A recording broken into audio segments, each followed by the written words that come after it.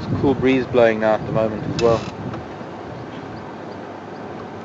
Got a female and two females here and there. Yeah, I see that, thanks. I heard that sneeze. They're lying in the grass. They're the adult females. Mostly the youngsters that are lying in the sand.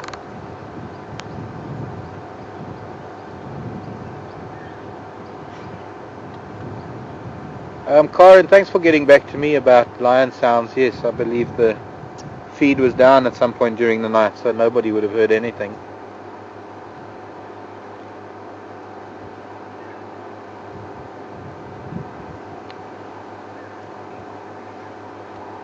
Sadly, the way my room is positioned, I don't get to hear too many sounds out there. On occasion that I do wake up at night, I actually rely on the feed coming from the waterhole to hear sounds, believe it or not. I live in the bush and I listen to sounds of the waterhole.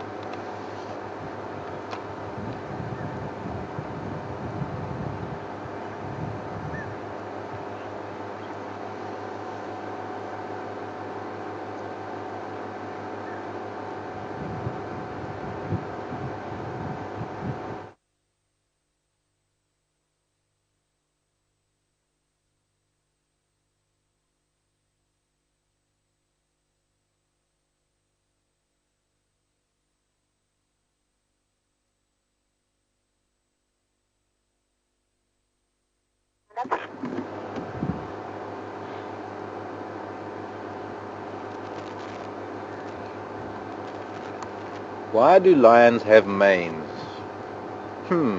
Sandy? That's an interesting one to ponder.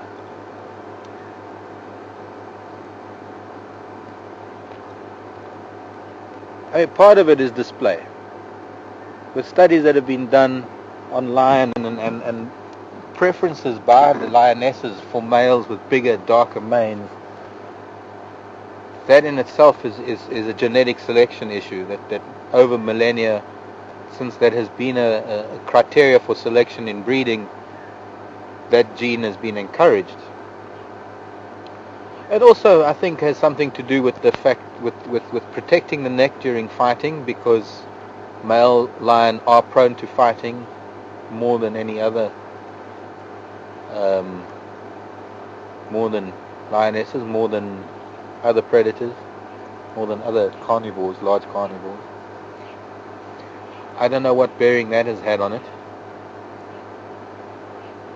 There's also, in my opinion, there's also a correlation between minimum temperatures in the colder times of the year and the size of the mane.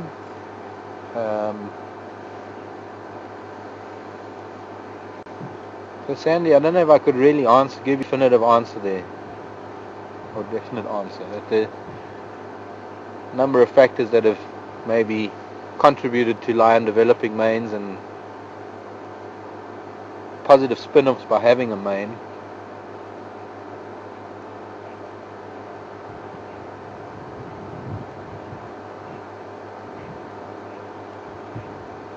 And then moving on into another part of your question, Sandy, is a question of tenure. What is the average tenure of a male lion with a pride of lion?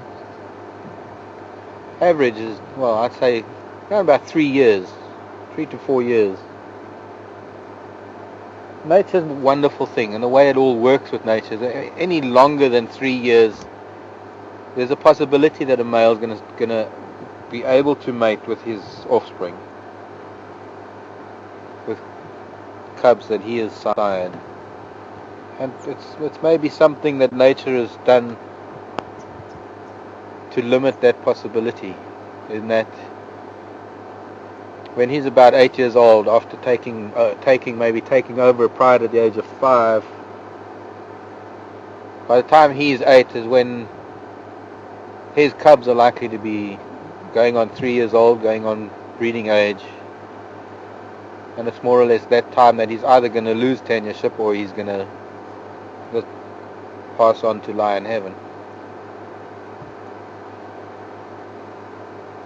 So just the way the whole dynamics of a lion pride and the way males and territorial behavior works, is that It tends to only be about 3 years. 3 or 4 years. If he manages to hold on longer than that, and he does manage to mate with his own offspring, there's a good chance, and this is where the cruelty of nature has reasoning. Any new males coming in will kill existing cubs. And for a male that's been holding tenure over territory for a length of period where he's able to breed with his own offspring, the new males coming in killing that offspring will then kill off any inbred genes. So they're positive consequences to something as horrible or as frightening or as terrible as the thought of cubs being killed by males coming into the territory. Cats are gifted. Cats that lose their cubs are able to come into estrus relatively soon after losing their cubs. Doesn't mean that they will conceive.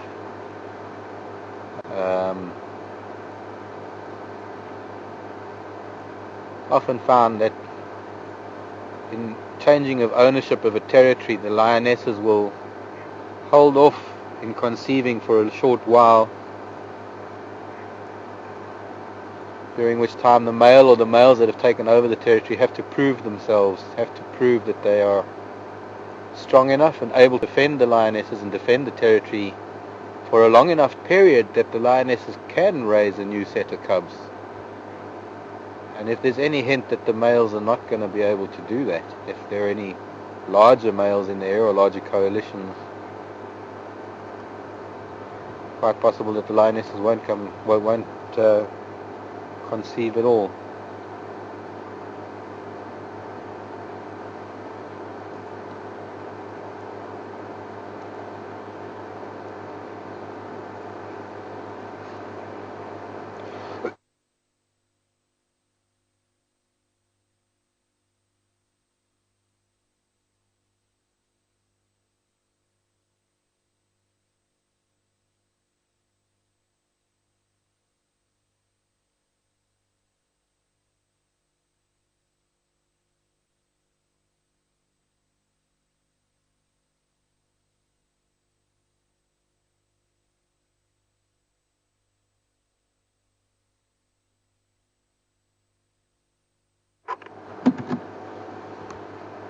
Liz, I can't answer your question about mapojos since I don't know them. I'm going to have to read up about mapojos.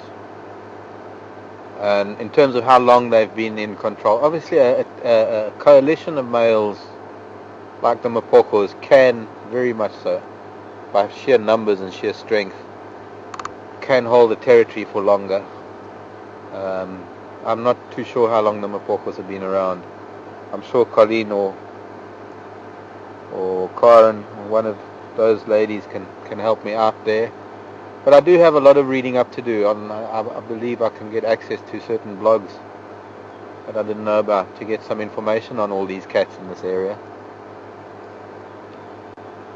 But I was just talking about averages. There are always going to be exceptions. There is nothing in nature that is so cut and dried you can say that something happens for a set period of time or something happens at a set time. There's always a middle ground, but there's always going to be extremes from extremes on both sides of the norm. And perhaps what's happening with the mapojos is they're an extreme on that end of the scale, where they're able to dominate an area for an extended period of time.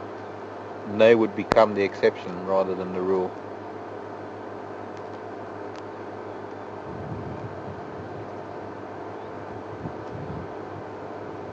I think humans tend to pigeonhole things. Humans tend to sort of put things into categories and like to have things go that way every time. And unfortunately, as far as nature is concerned, that's never the case. There's never something that we can say is so set in its ways. Well, not never. I guess there are some things if I had to think about it. A caterpillar will become a butterfly, for example, or a moth.